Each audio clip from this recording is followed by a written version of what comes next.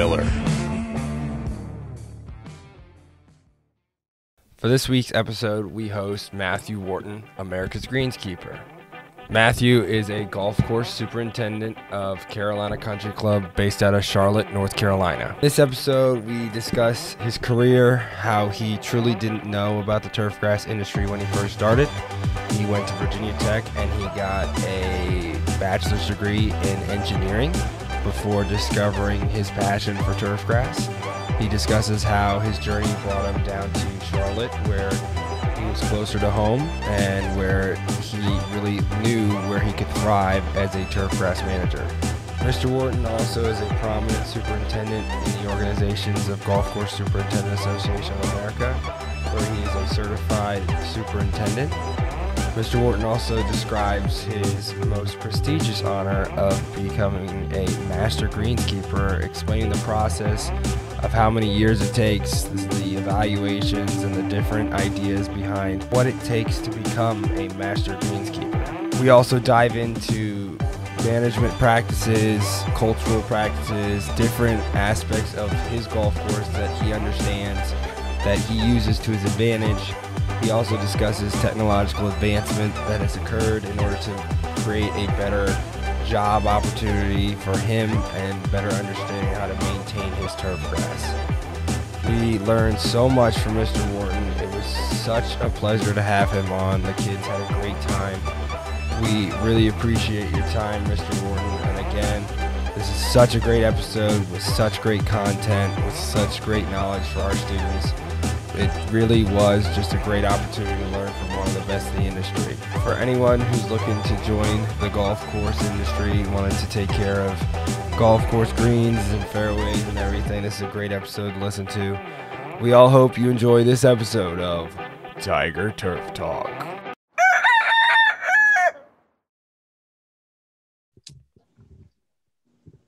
All right, everybody, welcome to the 5th episode of Tiger Turf Talk. We have a superstar of a guest in today. It's America's Greenskeeper, Matthew Wharton.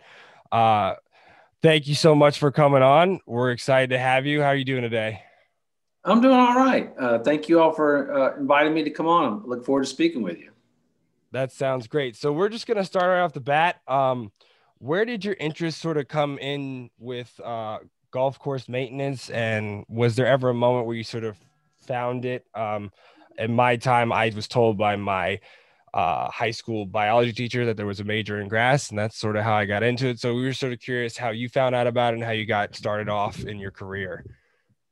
Well, I was introduced to the game of golf at about the age of 4 by my grandfather, but didn't really play a lot of golf growing up other than just in the yard around the house. Graduated high school with no clue what I wanted to do. I went to community college. I grew up in a far southwestern corner of Virginia. My hometown is Castlewood. That's in Russell County. That's way down in the tip, far away from Northern Virginia. There was a 9-hole golf course. It was called Lake Bonaventure Country Club. And I was going to Southwest Virginia Community College, which is in Claypool Hill, just outside of Richlands, and just taking general studies, really, because I just did not know what I wanted to do. My grandparents were really trying to push me towards engineering. This is the late 80s. I graduated high school in 86, so this is like, 87, 88. And Southwest actually had a 2-year engineering program that would transfer straight to Virginia Tech. If you graduated from SVCC, they would take you. And my mother was a kindergarten teacher, and the school district where she taught, they only paid her once a month, and they only paid her for 10 months out of the year. She didn't get paid in the summer, and she'd take on extra little odd jobs. And she was cooking in the kitchen at Lake Bonaventure. I've got a car, and the next thing I know, it's Matthew, go to the butcher shop, get 40 pounds of hamburger and, bring it to me. And then, so she comes home one day and she said, hey, the club manager sort of seen you coming and going. He wants to know if you want a job. And I'm like, doing what? She says, I think weed eating creek banks. I said, what's it pay? She said, minimum wage. That was $3.35 an hour back then, kids. And she says, but I think you can play all the free golf you want. and I said, so who do I call? And I called this gentleman up. His name was Clay Evans. He was a PGA professional, and he ran Lake Bonaventure Country Club. And I went to work there in May of '88. And I worked all summer long, and then I enjoyed it. I had so much fun just being outdoors, and you could see instantly the impact you make on the golf course. You see how something looks, then you put forth this effort, you do this task, and then it looks so much better. It's like instant gratification. And I just really enjoyed it and took to it and continued to work around my class schedule in the fall and in the spring. But ironically, I didn't find turf right away from that, Drew. I still kind of took my grandparents' recommendation and went through the 2-year engineering program at Southwest, and then transferred to Virginia Tech and completed a bachelor's degree in industrial and systems engineering. And after graduation, I went back home. My mother was recovering from surgery, so I was just hanging with her, just kind of helping her out. And the phone rings, and it's Mr. Evans at the club. And he's like, I heard you were back in town. I could really use some help. Would you like to come back to work? I went back to work at the golf course for another 3 years. Before at that point, it's like, okay, if we're going to do this for real, what do we need to do? And I called some friends, and they all said, yo, you need to talk to Dave Chalmers, who was the professor at Virginia Tech at the time. I ended up back at Virginia Tech. I love Tech so much, I went twice. You got to love Blacksburg, Oh, it's God's country. That's why the leaves turn maroon and orange every fall. You hear that, kids? Okay. Virginia Tech, it's the place to be. So you seem to really have enjoyed your time at Virginia Tech. Have you had the chance to go back there and see how things have changed at all? Well, when I was there for the second time, I enrolled in graduate school. That was January '97. So I was there for 3 years, completing my master's degree in the Crop and Soil Environmental Sciences department, which I think, Drew, they might have even renamed that again here recently. Yeah, so they moved it into the plant science. I think it's a school inside of ag science. It's plant science, and crops and soil and all that moved over. So but anyway, I had an assistantship through the athletic department. So I spent 3 years doing what Mr. Miller used to do. I worked alongside the facilities manager and the sports turf manager, taking care of the game fields and the practice fields. I used to mow Worsham Field inside Lane Stadium, help with the painting, the overseeding each year. It was a lot of fun. It was different. And I was doing that all alongside, conducting research over at the Turfgrass Field Center and going to school. And then since graduation, I've been back to campus several times, mostly for football games. Go Hokies. And how about that running game we've got? We're gonna kick UNC's butt, okay? I'm just calling it right now. I hope you're right. Yeah, all I could do is hope, really, too. So yeah, I know. Well, the first game gave me a lot of optimism for the second game. The second game didn't give me as much optimism for the third game. So we'll see how that goes. It's always Duke, though. We always have that moment with Duke, whether it's at our place or at their place. It's always like, I don't know why we're not playing well, but we end up doing okay. Well, a lot has changed since Coach Cutcliffe came to Duke, and they're a well-coached team, which makes them a very pesky opponent. 100%, I agree with you. But sorry, didn't mean to divert there. Just fellow Hokies having a chat, But to answer you, I haven't really had an opportunity to have a direct interaction with the turf students per se. But I have been back to campus off and on for some games, et cetera. I do keep in touch with the program, mainly through social media. I was pretty close with Eric Irvin before he left for Delaware, and still keep in touch with David McCall and Professor Goatley. And I think you guys have hired a good guy in Professor Sandor. So, yeah. So Mr. Miller has told us that you are a well-known person in the green industry, being America's greenskeeper. How did your career go? So you said you worked in Blacksburg while you were there, but from Blacksburg, where did you go, and how did you end up at the Carolina Country Club? Okay, so like I said, I had worked at Lake Bonaventure Country Club back home, and then I ended up at Virginia Tech and got an opportunity to get a taste of, sports turf to kind of compare and contrast with golf. And I enjoyed it. It's fun. I'm a huge football guy, but golf was sort of the primary love and passion. And I kind of knew in my heart, that's where I wanted to go. And so I worked closely with Dr. Chalmers. And when I graduated, I took an assistant's position at Augustine Golf Club, which is in Stafford, Virginia, just north of Fredericksburg. I was working for Rick Owens, who's also a Virginia Tech graduate. Rick is no longer at Augustine. He's now in Fairfax at Laurel Hill Golf Club. You're right in our neighborhood. Is that where right near your? Okay, yeah. So right Rick, in between Fairfax and Stafford, Ozark County, Prince William. Oh, okay, perfect. And so yeah, I moved to Fredericksburg right after graduation. I graduated December '99, so by January of 2000, I was working at Augustine for Rick. And about 2 years and 3 months later, I had an opportunity to take a superintendent's position just across the Potomac River at Swan Point Yacht and Country Club, which at the time it was called Issue, Maryland, but I think they've renamed that town Swan Point, Maryland. It's an interesting golf course. The Potomac River is probably several miles wide at that point. If you're familiar with 301 and the 301 bridge, I used to cross that bridge every day because my wife and I, we still lived in Virginia there in King George County and commuted to Swan Point. So I was at Swan Point for 3 years from 02 to 05. And then I had an opportunity. The general manager that first hired me at Swan Point ended up becoming the general manager at Carolina Golf Club. And they were going through a change, and Charlotte, North Carolina is a lot closer to Castlewood, Virginia than King George County, Virginia is. So for my wife and I, this was an opportunity to be much closer to our parents and our kids. And it's been a great move. It's 15 years later and we're still here. We love it. And it's easy to get back to Tech games.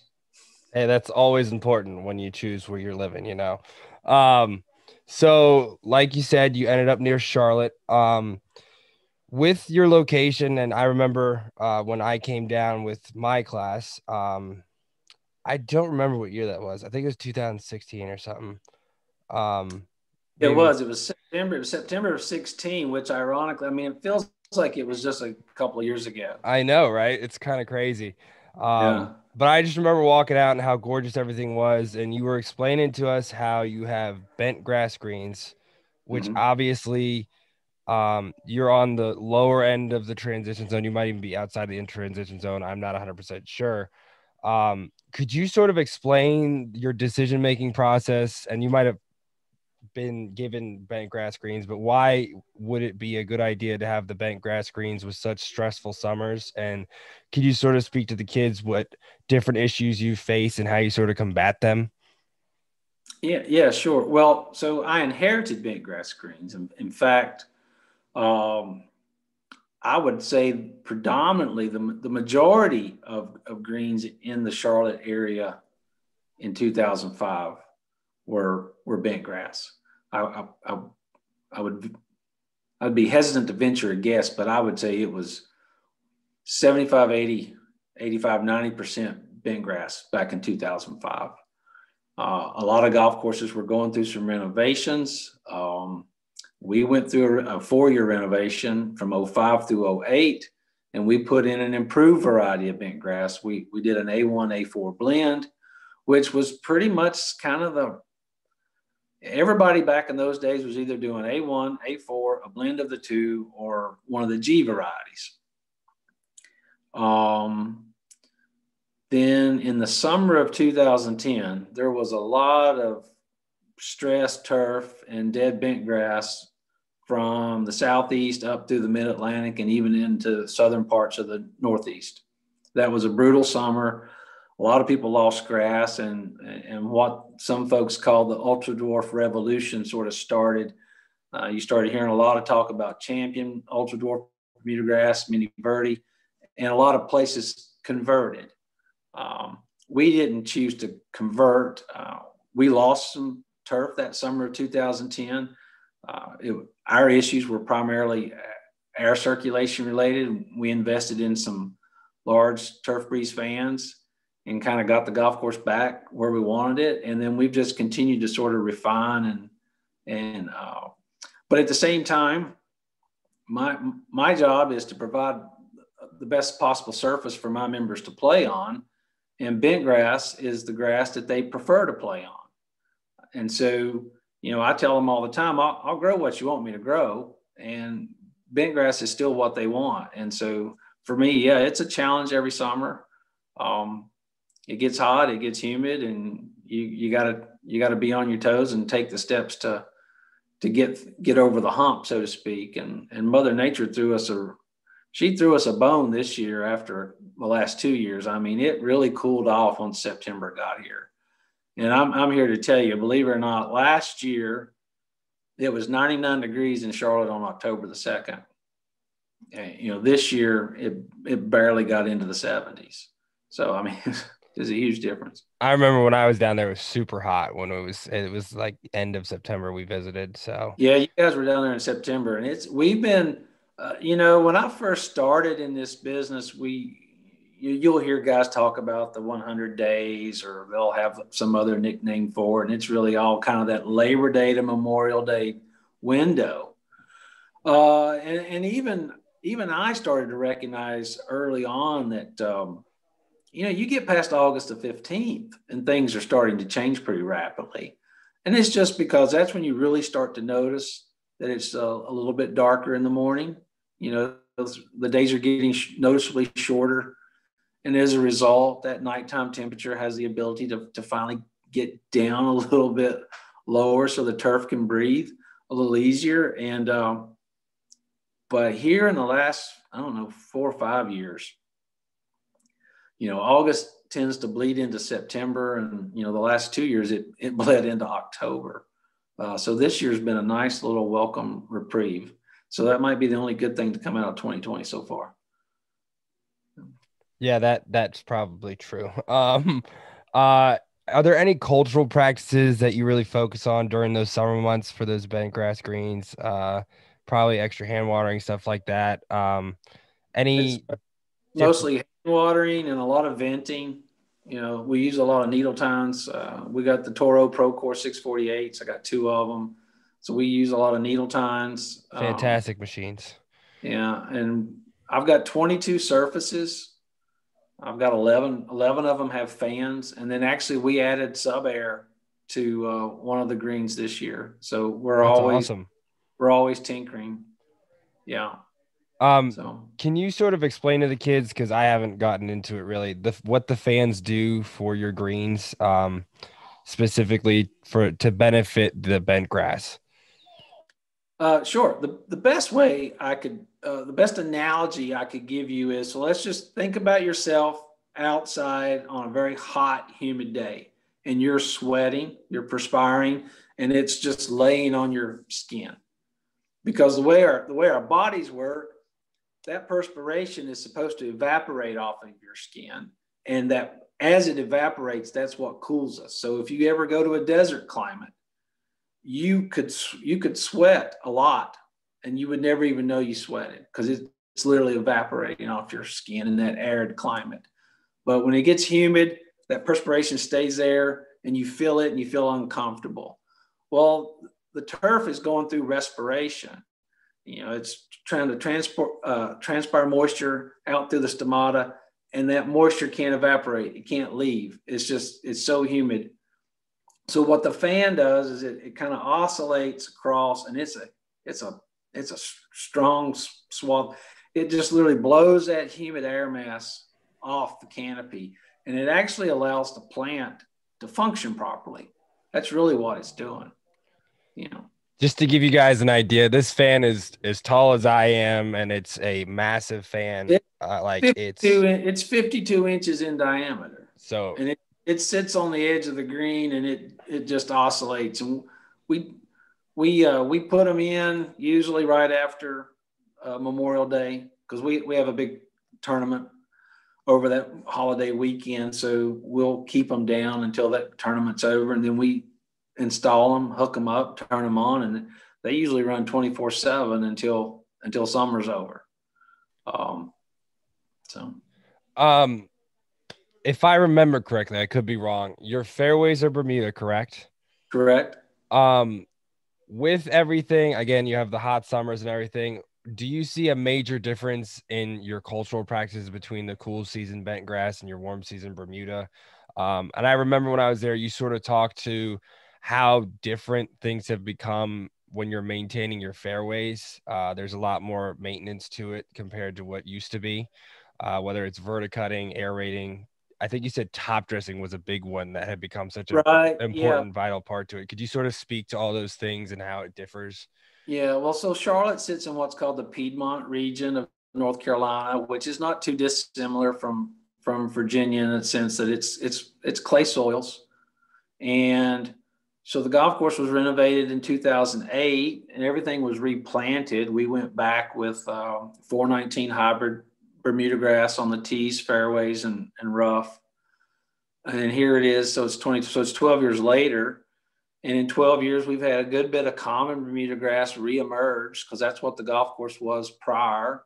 And then 419 being a hybrid, it's kind of hard to maintain genetic purity. And so this will be a lecture for you later on, Drew, but you can talk about how you'll get a development of off types, you'll get mutations, or what we call segregations, as these clones develop and separate out, et cetera. And then so you've got kind of what I call a potpourri of grasses, if you will. And but we started top dressing with sand in 2014 in an effort to, over time, kind of create firmer conditions.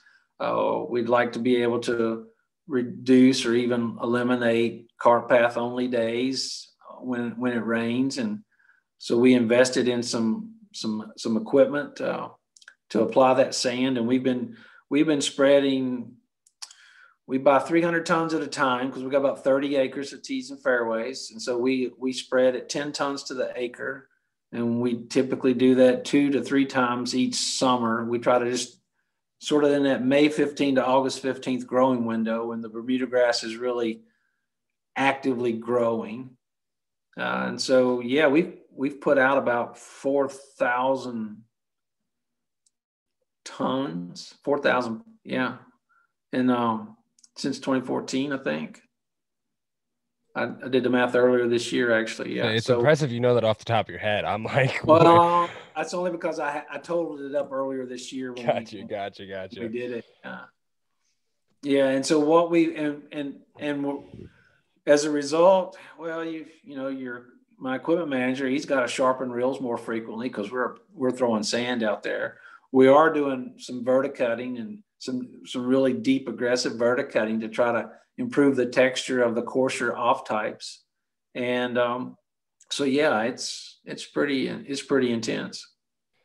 Do you change your tines from any like hollow tines to, I mean, again, you said needle tines for the green. Is there any major difference when it comes to the fairways? Well, yeah, with the fairways prior to 2014, we would do a hollow core, and in 2009 we hollow cored 3 times because that was the first year after the renovation. And then in 2010 we backed off to twice, and then started in 2011 we just did it once each summer. But once we started putting down the sand, the last thing we want to do is pull that clay soil back up to the surface and have it intermix with the sand, because we're trying to build up almost like a sand cap, if you will, slowly over time. Incorporate it all. Yeah, we switched to solid tines. So every time we aerate fairway since 2014, it's been solid tines only. Now, how have you seen your soil profile change since you've gone to solid tines after doing the sort of the incorporation of the clay into the sand? We are just now at the point where you can really start to make it out. And probably the most noticeable place you'll see it is around all the irrigation heads. Because those irrigation heads that used to be level, they all now look like they're about this far below ground. So we're at that point right now where we need to start thinking about this winter might be the winter we need to start digging up heads, Lifting them up, lifting them up and leveling them. Yeah. Mm-hmm. So you mentioned the machines that y'all use to throw the sand around. Has there been any other technology advances that you've seen really impact your career? I'd say probably the biggest thing that's helped me and impact that I've seen come along is the soil moisture meter. You know, I think I purchased my first TDR 300 in 2012, and I have four of them now. And I've had four of them for quite some time. I'm not exactly sure what year. Probably by 2014 or 2015, we were up to four, and that has just been a total game changer with regards to moisture management. And if you're going to maintain bent grass in the humid mid-Atlantic or Southeast, it's all about moisture management. And you'll hear people misspeak all the time, golfers especially, or announcers if you watch professional golf.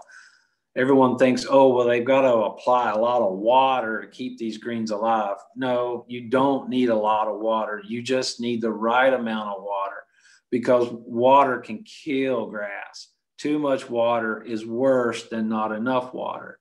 And what the TDR allows us to do is measure precisely, how much moisture is in the profile at this point. And you quickly learn and figure out where your sweet spot numbers are for your property, and everybody's numbers are going to be different. I'm not a big fan of getting on Twitter and sharing my numbers, because my numbers are irrelevant to your course, Drew, or your course, Ryland. It's what works best for your facility. But if you can dial in, you've got a 5,500 square foot putting surface with undulations, and you've got an area here that's maybe a skosh too wet, and an area here that's a skosh too dry. Well, we definitely don't want to put more water down here, and we need to give this some, and we can apply it directly by hand and be in control. I jokingly tell people, when you're in a drought, you have more control over the water if you've got reliable irrigation source and an irrigation system to apply it. I feel like we can produce better conditions in prolonged dry weather than we can when we're just getting inundated with rain. And this year actually the last 2 years have been the two wettest years in my tenure at Carolina Golf Club. And so far through the end of September, I'm ahead of pace of each of the last 2 years. That's crazy. It is. It's oh my gosh, that's insane. It's absolutely. We were talking about the different areas on the green. Is there like a number for you checking the moisture level that you're going to at each green? Because you obviously know your greens really well for being there for so long. How often do you check it per day? Maybe is it just in the morning? And is there like an assistant, or do you hand water and how much water you need to put down in order to get to that? I have three assistants, and so between me and between the four of us, what you're really shooting for at minimum is two of us out there with our TDRs. We've calibrated them. And maybe I'm doing the odd greens and you're doing the evens today. And Ryland's doing course setup. And when he finishes course setup, he's calling us on the radio to see where we are. And he's jumping in front and helping us complete the task. So, yeah, we're taking our readings. We kind of grid our greens. And we sort of know based on historical data, as well as just we're paying attention to what's the forecast for today. And so that we're kind of like, all right, well, today the threshold is 17. And so if it's below 17, we're going to apply water. If it's 17 or above, we're just going to ignore it, and I'm just throwing that number out there, but that's just Yeah, we don't want people thinking that they need to get 17 on the greens. No, Sorry. no. Yeah. And I don't want to imply that we never use the overhead irrigation.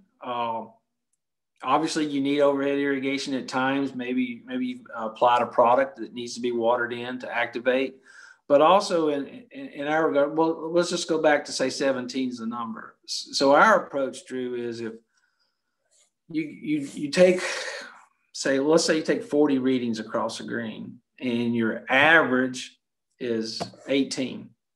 Okay, well, that green's pretty solid for the day based on our forecast, but you had a couple of spots on the edge that was 12.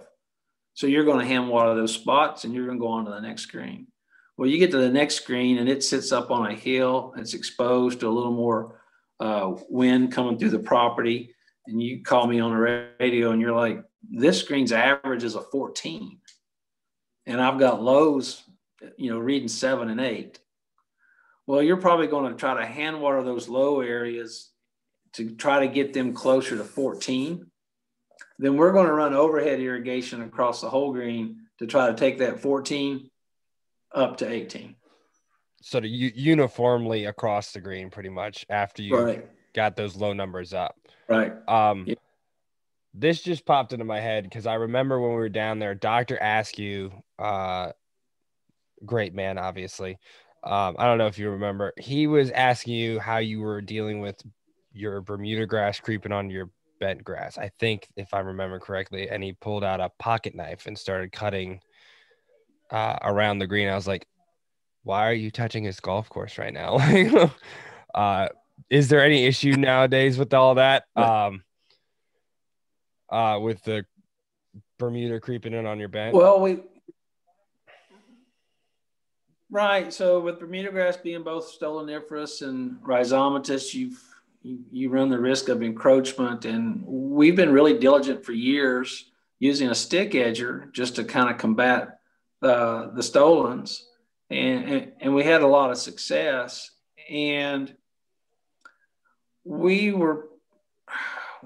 been real aggressive with plant growth regulators too through the years. Now we started to encounter some issues with Bermuda grass winter survival. I think I did a lot of sod work 3 out of 4 springs, and we started to kind of trace it all back to this sort of overregulation, from our we're using this growth regulator for the putting green, for surface management of the putting green, for the bent grass, but you're getting this overspray on the collar. On the collar, yeah. Right. And so then we started trying to find steps and take steps to alleviate that issue, whether it's been trying a different growth regulator that doesn't have the same harsh side effects on the Bermuda grass, or physically washing the overspray off the collar, which is effective but extremely labor intensive. And as a result, we haven't had to do any sod work, but we're starting to see a little more encroachment around the edges. So it's a catch-22. And so, yeah, we're this fall, we decided that we'd go back to that original growth regulator and see if we couldn't maybe ding up that Bermuda grass that's inside the putting surface where it's not wanted. And we'll plug some of it out this winter. We'll harvest some turf from our bent grass nursery and get after it that way. But yeah, it's a constant battle. Mr. Miller has talked a little bit about the job of the golf course mechanic, and I was wondering if you could speak a little bit more on what exactly he does and what he provides to you and the rest of your crew. The golf course mechanic, or equipment technician, or equipment manager, whatever you want to call him or her, is the most important position on the team, in my opinion. I I believe they're more valuable than an assistant. And I say that because if I don't have an assistant, Ryland, well, I can do the job that the assistant can do. I can't do the job that the equipment manager can do. And I've been really fortunate during my time at Carolina Golf Club to have, I've had two of the best equipment managers. And that's what my title for his position is equipment manager, because essentially he's managing an entire fleet of everything from fairway mowers, $60,000 fairway units, to backpack blowers and string trimmers. He manages it all. And he's always busy. You have to be a self-motivated individual. You got to be somebody that's very mechanically inclined and likes to tinker and likes to take things apart, put things back together. And he's really talented at fabrication. So, we can kind of come up with an idea or a concept, and the next thing I know, he's got raw materials, and then the welder breaks out, and then, he builds it from scratch. The golf course mechanic is invaluable. I could not even imagine doing their job. And again, I have a sports turf background, so it's like 18 times less as in work because of the space we work in. But sort of sticking with your crew, sort of in your space as the superintendent, you have so many different aspects that you have to take care of, whether it's the budget, whether it's staff, whether it's members. Can you sort of speak to how you best think your managerial practice benefits all those members? And is there anything that you think it is unique to you as a superintendent? Well, the funny thing is there's been a lot of evolution both at my facility as well as the industry in the 15 years that I've most recently. When I first got there, it was the golf course was kind of small and compact, and it wasn't a large crew, and it wasn't a large budget. I want to say I think the budget was about $550,000 when I first got there.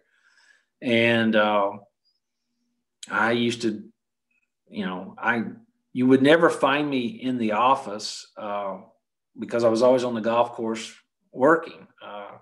My assistant and I, we used to joke that, our job was to do the work of three people. And we were always constantly doing something. And then when we renovated the golf course, the club acquired some adjacent property, and we rebuilt the golf course, and we lengthened it, and we built a much larger practice facility. And so, the footprint and what we were being asked to maintain grew. And as a result, we knew we needed more staff, we needed more equipment, we needed more space, and we needed more money in the budget.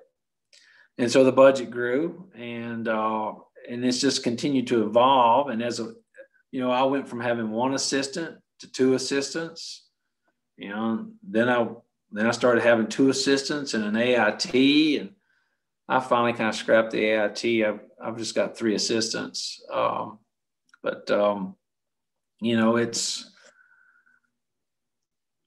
still like to get out on the golf course and do work, and I still do every day, but I also find myself with more, administrative type duties. Like you said, whether it's budget. Today I had a Greens committee meeting, and we met just like this. I had a Zoom call at 12 o'clock, so I had to, after lunch, I just had to close my office door and told the guys, I was like, all right, don't disturb me till I come out. If you need anything, text. But I'm relying on three assistants out there to get the job done. So, like I said, thankfully it's cooling off. The days are getting shorter, and the stress level is just getting there. It's getting there. It's always good. Yeah.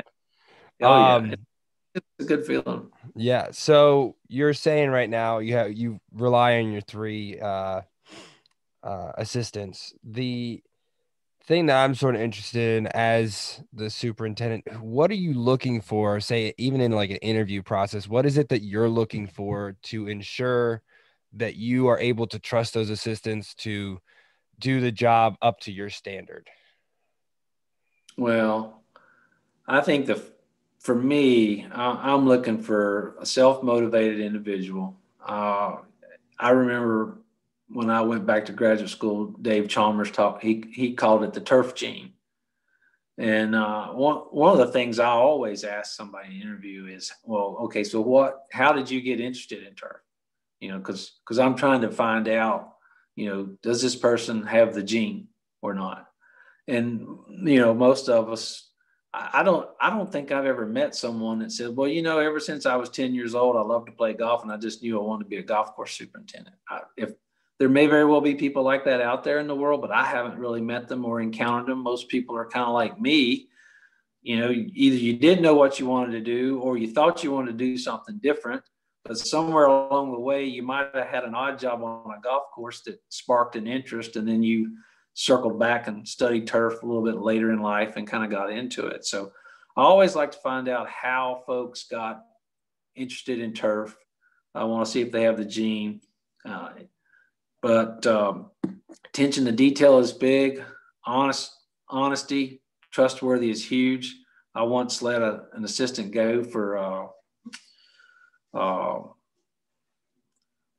it was insubordination.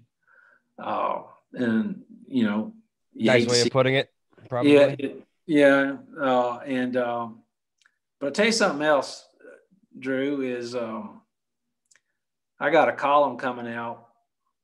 If it's not out by today, it may be out by tomorrow or the next day, that talks a lot about a young man that's working for me right now who is full of what I call grit. And I think any one of your students would be well served to read this column. It's going to be in the October issue of Golf Course Industry, and learn a little bit about grit and perseverance, because I think the world could use a little more of that right now. So, shameless plug.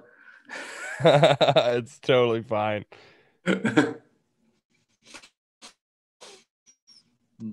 When looking at the golf course industry, is there an internship or a route that you would suggest for students like myself to maybe try and look into and take that route? I think it's definitely. I always thought that a student should have 2 internships.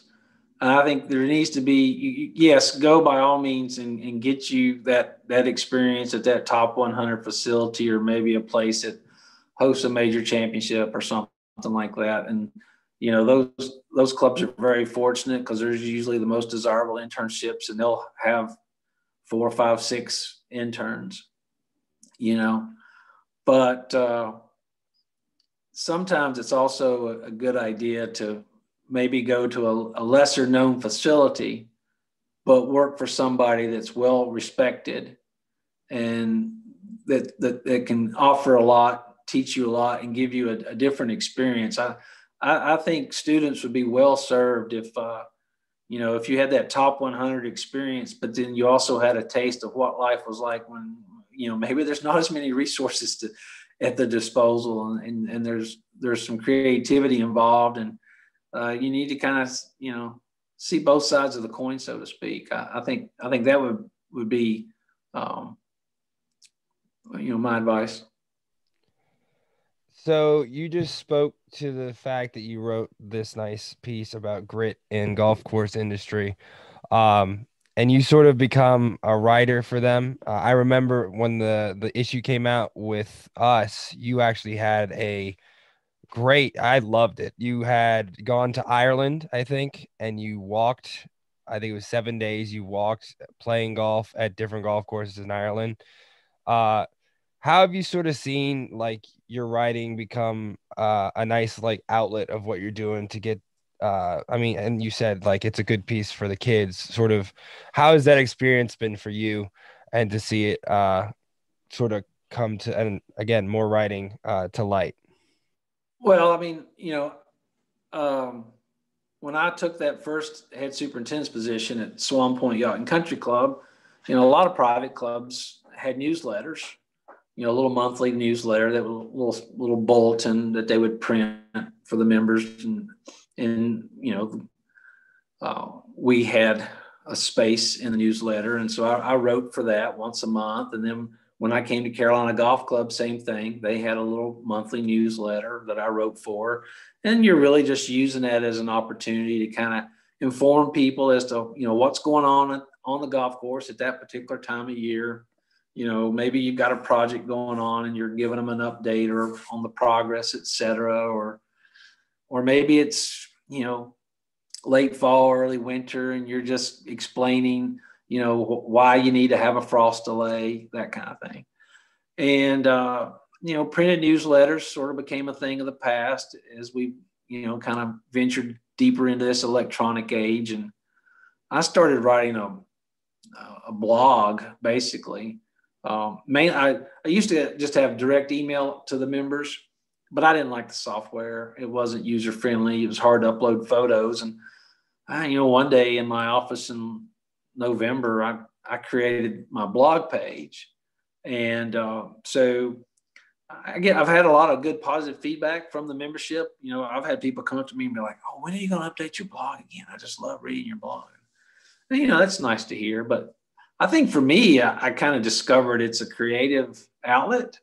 I think it just helps. Well, it just helps with stress relief, et cetera. And Golf Course Industry magazine, I guess it was maybe 4 years ago, Drew, they had their first ever, what they call Turf Heads Takeover. They decided that the December issue that one year, they wanted anybody could write about anything they wanted. You could submit it. And I wrote something and they printed it. And so I did that again the following year. And I just got approached a couple of years ago about, hey, how would you feel about writing for the magazine? I think they felt like they had some really strong industry columnists, but these guys, none of them were an active practicing superintendent. I got approached. And so, I started January of 19 writing a monthly column. So that's awesome. As time goes by.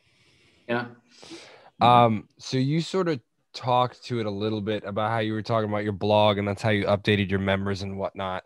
And I know it's a common thing with a lot of golf clubs. How much do your members have an impact on your job? And with you, I think you're one of the first superintendents. Whenever I met, you discussed your members as good people who worked with you for the most part. There obviously are those that have standards that are expected, but again, they paid attention because of your communication, whether it was through Twitter or again, your blog. How have you sort of seen it work for you since you got down to Carolina? Well, the members own the club. So the way I view it, we have 500 members. And so, those are my employers. Yes, I report directly to a general manager and I work closely with the Green Committee chairman. The Green Committee is a collection of the members where we meet monthly to discuss topics about the golf course and whether it's an ongoing issue or we're looking ahead, long-range planning about a renovation or a project that we might need to take on in the near or distant future. But the committee's role really is to kind of be a conduit. So, they're kind of a broad spectrum, if you will, of the membership as a whole. We've got a couple of guys on the committee that are, they're the younger crowd and they're really good players. And we've got some guys on the committee that maybe are just more into architecture and like a mid-level, skill set, et cetera. And they're able to bring us feedback, things they like or dislike about how the golf course is presented or maintained, or maybe they have questions about, well, why did you do this on this day? Or why was this like this on that day? But what I've sort of discovered through my career was back in my early days at Carolina, I can remember I would have lunch in the men's grill, and there was a group of seniors that rarely played the golf course. These guys would come in every day. They'd sit at the same tables. They'd eat their soup and they'd have their conversations, and then they'd go off into the card room. And I can overhear them talking, and they're talking about the golf course, and everything they're saying is inaccurate. And I'm like, well, where did they get that idea from? And if they think that, who else thinks that? So that's when I realized that your newsletter entry, or as we do it nowadays, my blog updates, and I started Twitter in 2013 to bridge the gap between blog posts. The information that I'm supplying is accurate information that if you can read the blog, Drew, then maybe you're not having lunch with Ryland. If Ryland's telling you, hey, I heard this, you're like, no, that's not true. I read it in the blog. This is what's going on. This is why that happened, etc. You're able to control the narrative and explain what you're doing and why. And at the end of the day, when someone comes to your golf course to play golf, they've got an expectation. Whether they know it or not, they have an expectation.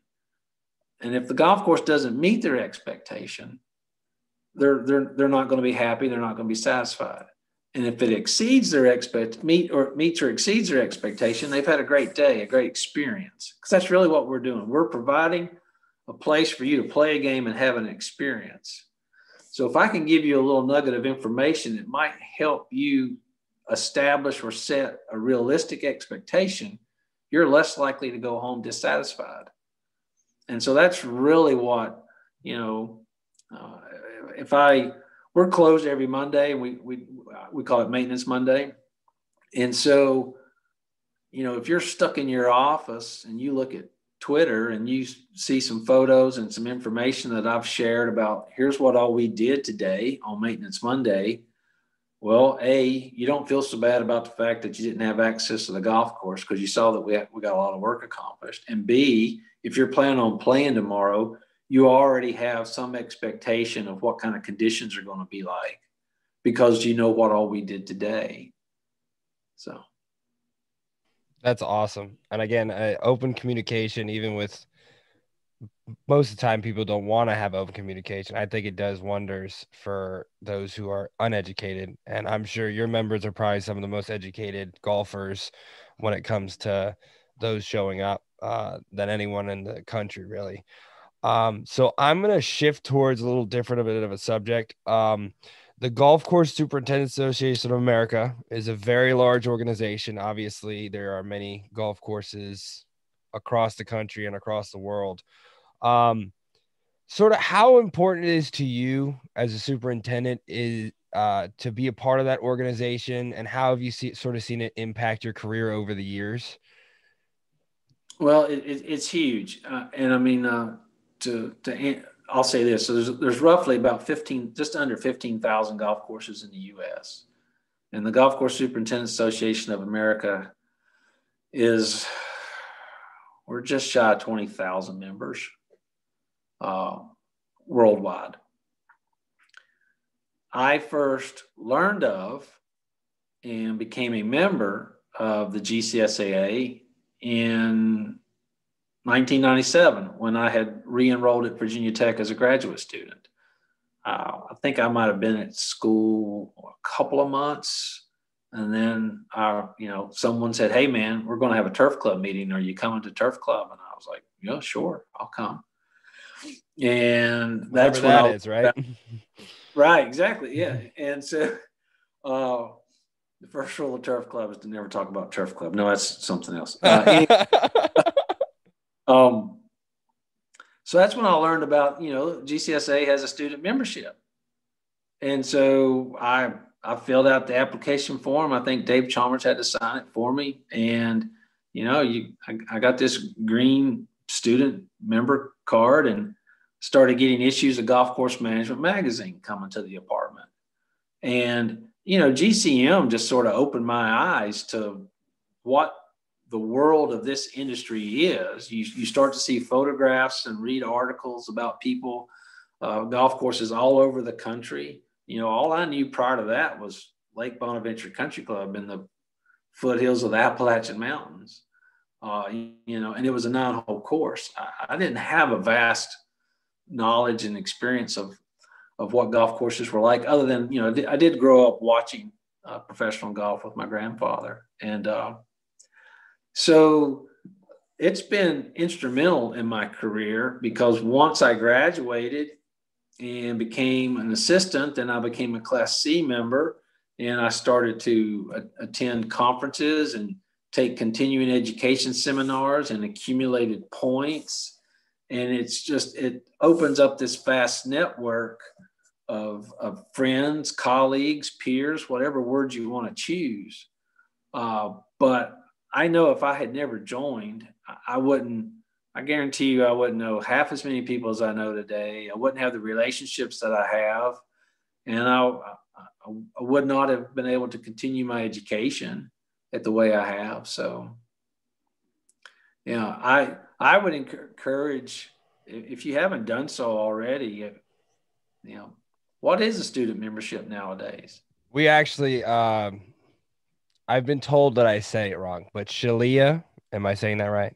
That's correct. Shalia contacted us last year, and she offered the students a free membership. So there was issues with paperwork being sent at the start of COVID, because that was right when we got it. So I'm going to talk to her again and see if we can get it re-upped this year. But she was awesome, and they're doing great work, and they're definitely trying to help us out as much as possible. Sort of in that, again, we have had a couple different people on so far: landscape owner, company owner, head sports serve manager of the MLB. Dr. Goatley was on. They've all sort of talked about how their areas are really tight-knit and really a community-based group. Do you really see that with the 20,000 members? It's obviously a large group. Do you see that sort of maybe in like a regional sense, or even across further than that? Oh yeah. I've said for years, one of the best things about being a golf course superintendent is it's a brotherhood, or I'll say, it's a brotherhood and sisterhood. And one of the best things about this business, Drew, is, I could be in charge of ABC Country Club in an affluent part of town with the largest budget in town, and you might be running the municipal course on the other side of town, and you might not have near as many resources. And if you pick up the phone and call me and say, Matthew, man, I'm aerating next week, and my top dresser just broke down, I'm gonna load mine on a trailer and bring it to you. We'll do whatever it takes to help you out. Or if you just call up and say, hey, I got something going on my greens. I think I know what this is, but I'm not sure. Yeah, I'll come over and take a look. Well, that's the great thing about this business is, in some respects, you could say that, two golf courses could be side by side competing for the same customer base, but the two superintendents are not rivals. They're friends, and each will do whatever they can to help the other. That's what makes this business so unique and makes it one of the greatest businesses I think there is. That's just a great way of putting it, honestly. I love that you just put everything in perspective for like what the turfgrass industry as a whole is, So it is. I think it's all, not just golf. Yeah. Yeah, for sure. I just love how you're saying side by side and everything. That's just so cool. With the GCSAA, have you sort of seen a growth in awareness between the GCSAA, I apologize, and say the PGA or USGA, sort of bringing all of these different tournaments and the purses for the golfers that are on your greens and playing on your courses for months of preparation and whatnot, and they're making $9 million off of a win? Has there been an awareness sort of over the years compared to what used to be? Or or is there still a need for a lot of more strides in the right direction for superintendents? Well, I think GCSA has done some great things and made great strides in, elevating the profile of the golf course superintendent and elevating the importance of the superintendent to the facility. But professional golf is different. It really is different from just day-to-day golf being played at private country clubs, golf clubs, municipal courses, resorts. So yeah, when you're watching professional golf, you might see the superintendent's name mentioned on the telecast, and they're going to give props to the head pro and the superintendent, et cetera. But at the end of the day, it's really just about being recognized by the people that play your golf course. Professional golf has really become a sort of for lack of better words, Drew, it's the sports and entertainment business. So it's entertainment being played on a facility that's being maintained by either a sports turf manager, if it's a football game or a baseball game, or a golf course superintendent, if we're talking about professional golf. But yeah, the GCSA has done a lot of great things, and but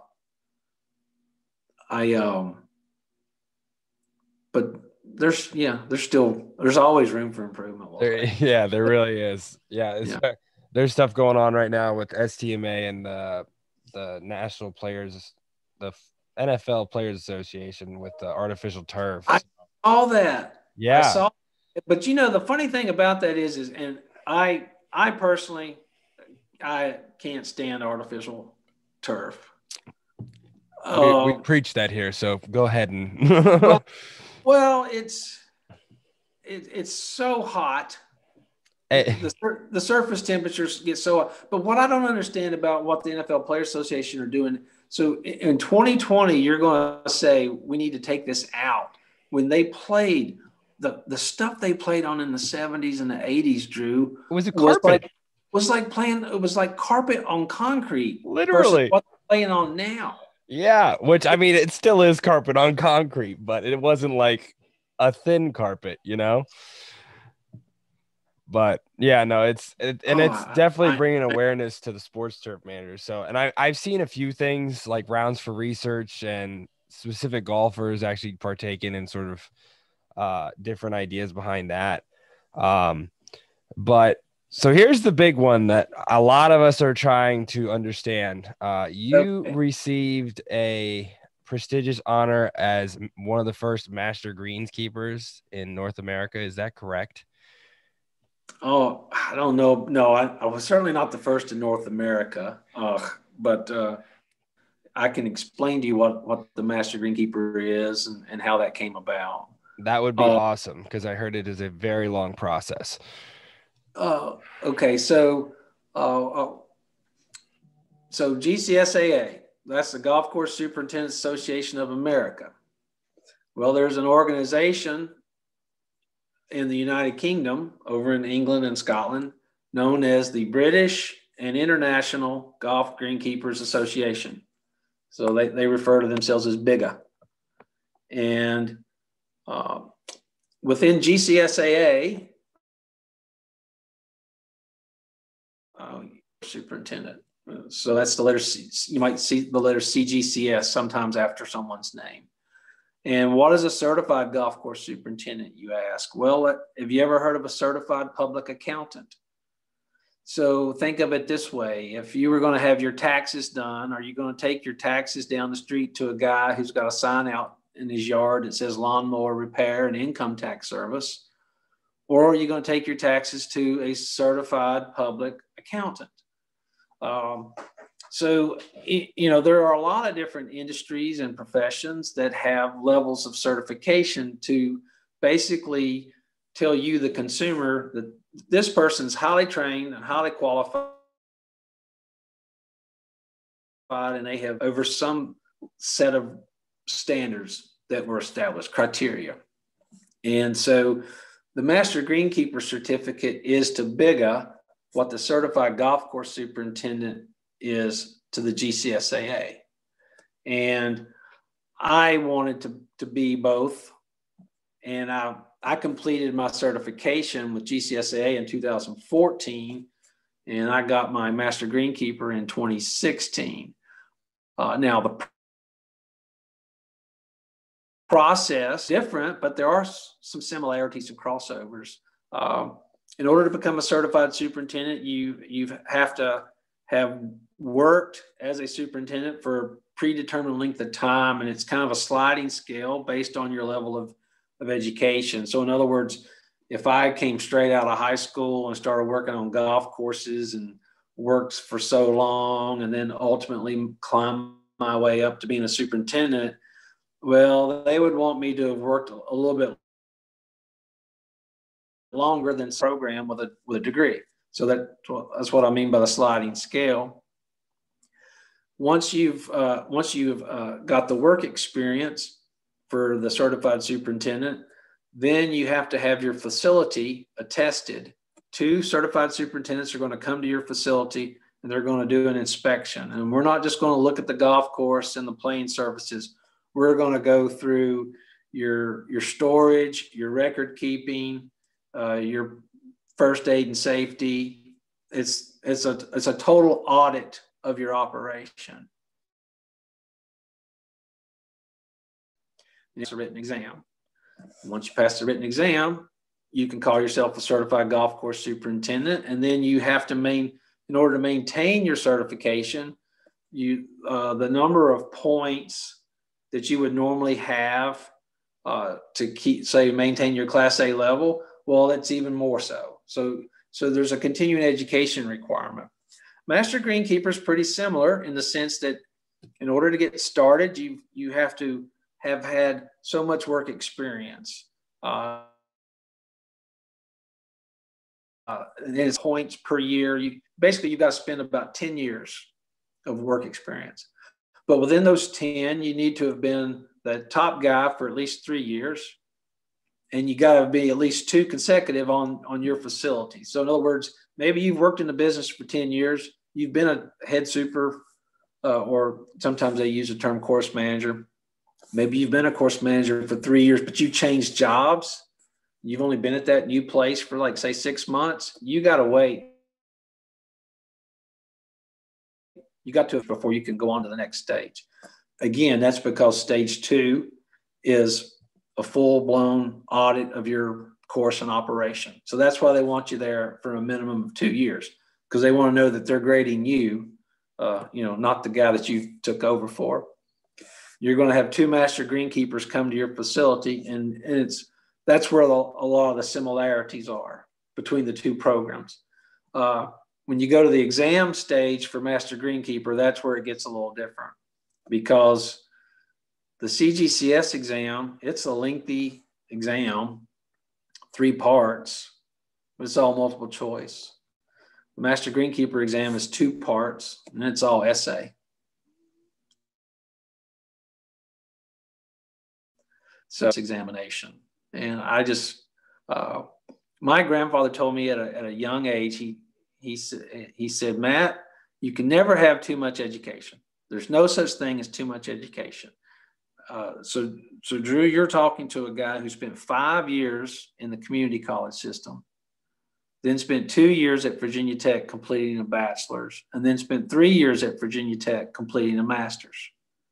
And then ever since I graduated, I've continued to just go to conferences and seminars and take classes and push myself and challenge myself, because I just love to learn. And I don't know, maybe that stems a little bit from the fact that my mother was a teacher, so. That's awesome. You hear that, guys? Never not enough. Okay. There's always more to learn. So we're going to wrap it up, and I'm going to ask you a question we always ask at the end of it. Is there any words of advice that you give the kids, whether they're entering the industry? I know I got a couple of people in here who are looking to actually enter golf specifically. after going to college for turf, or just in life moving forward? There was a couple times you were talking about grit and different things. Is there anything that you think would be overarching the best thing for them moving forward? Well, follow your heart. Find something you love to do, because if you love what you do, you'll never work a day in your life. I like the old phrase, love what you do what you love. But like I said, follow your heart, trust your gut, and believe in yourself. Because the best piece of advice I could give, if I could go back in time to speak to a young Matthew Wharton, it would be to believe in yourself. Because I know a lot of times I had doubt, but you just got to keep pushing through. That's awesome. And remember, guys, we believe in you, and that's what we're doing this whole program for. So never forget that. We're going to open it up to some questions. So whoever has a question, go ahead. How do you guys maintain your bunkers there? Our bunkers, we hand rake them daily. And prior to this year, we used to rake the entire floor of the bunker.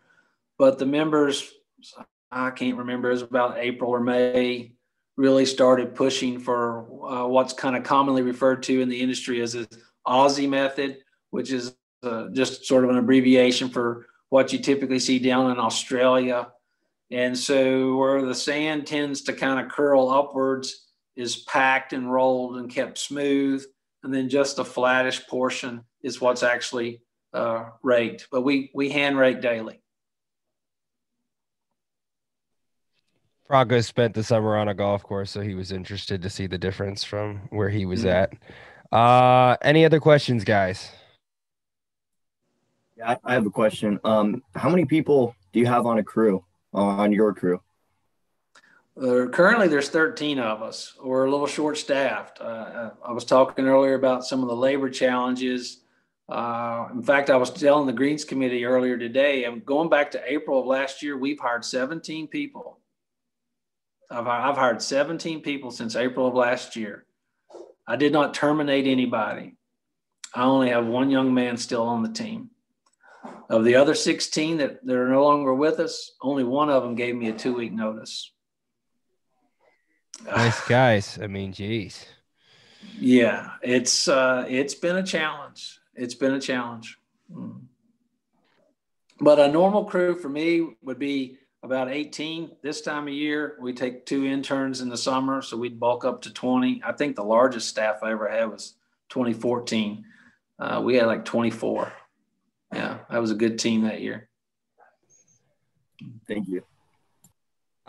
Real quick, because I remember when we were there, the interns that you had were from a foreign country. Do you still do that program? If you remember what I'm talking about, I'm not sure if I'm saying it right or not. Yeah, we had international interns through the World International Student Exchange. We started that in 2010. So going back to 2010, we've had young men from Eastern Europe, Ukraine, Moldova. We've had guys from Ireland, England. I've had from South Africa, Vietnam, Thailand, Philippines. Yeah, all over the world. It's been a lot of fun. Meet a lot of interesting people, cool stories, backgrounds. Mostly the guys that are still there are either Hispanic or from the Philippines. Gotcha. That's awesome. I mean, I think it was the Philippines, the people that were there when I showed up, but I love the program. That's pretty cool to see those cultural backgrounds come to Charlotte, North Carolina, and work in a space that they're not used to, so. Oh. Yeah. Do we have any other questions, guys?